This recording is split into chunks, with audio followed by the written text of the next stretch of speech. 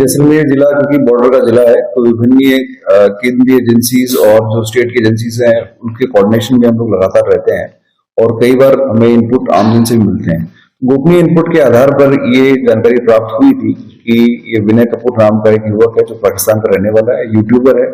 और पाकिस्तान के बॉर्डर इलाके की भी काफी इसने यूट्यूब पे वीडियोज बनाए थे और उसके अलावा भारत में आकर के भी इसने काफी यूट्यूब पे वीडियोज बनाए थे और कुछ समय ये गाजियाबाद रहा, गाजियाबाद से ये जैसलमेर आ गया। तो ये इनपुट प्राप्त होने के बाद सभी सेंट्रल और स्टेट एजेंसीज ने मिलकर के इसका जॉइंट इंट्रोगेशन किया। इंट्रोगेशन में जानकारी प्राप्त हुई कि ये पाकिस्तान से नेपाल के रास्ते से भारत में एंटर हुआ था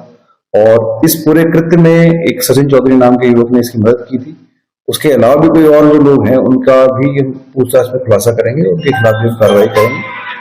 इस पूरे प्रकरण में हमने प्रकरण दर्ज कर लिया है, दोनों विनय कपूर और सचिन चौधरी को गिरफ्तार कर लिया है और उनसे डिटेल पूछताछ की जा रही है। उसके अलावा जो भी डिजिटल साक्ष्य, जो मोबाइल और डिजिटल एविडेंसेस हमारे को मिले हैं उनकी भी हम एफएसएल से जांच करा करके प्रकरण के अंदर हम उसको शामिल करेंगे। कोई और कौन लोग हैं जो इस तरह का काम कर रहे हैं, जो ऑर्गेनाइज तरीके से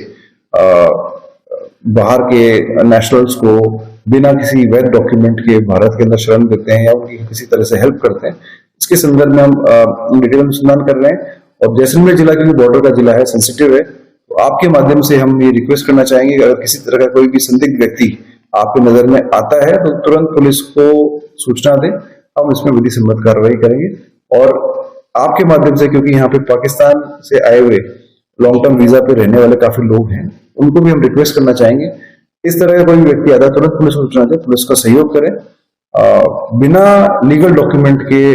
अगर देश में एंट्री होगी या कोई फ्रॉडुलेंट डॉक्यूमेंट्स बनाएगा पुलिस सख्त कार्रवाई करेगी। और ये जो प्रकरण दर्ज हुआ है ये कहीं ना कहीं उनके लिए मैसेज है कि आप वैध डॉक्यूमेंट के थ्रू ही भारत में एंटर करें। तो पूरा हम डिटेल अनुसंधान कर रहे हैं, जो डॉक्यूमेंट्स इन्होंने फर्जी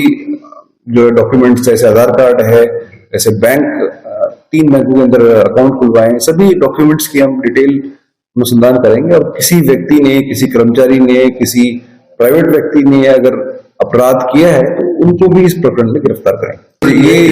ये सारी चीजें गोपनीय रहती हैं और इसमें सारी एजेंसीज जैसे केंद्रीय एजेंसी और स्टेट एजेंसीज मिलकर के डिटेल पूछताछ करती हैं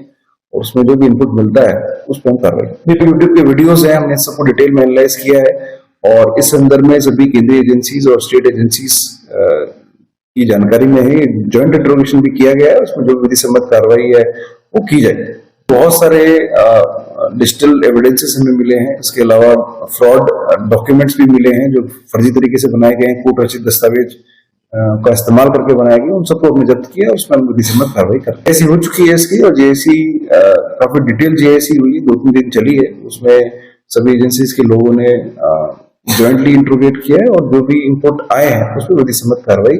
जो लीगल एक्शन है हम लोग कर रहे हैं। जो भी तकनीकी हमारे पास इनपुट प्राप्त हुए हैं उनका हम विश्लेषण कर रहे हैं और उसमें अगर किसी और व्यक्ति का भी कोई इन्वॉल्वमेंट पाया जाएगा या फिर कोई ऑर्गेनाइज तरीके से पाकिस्तान से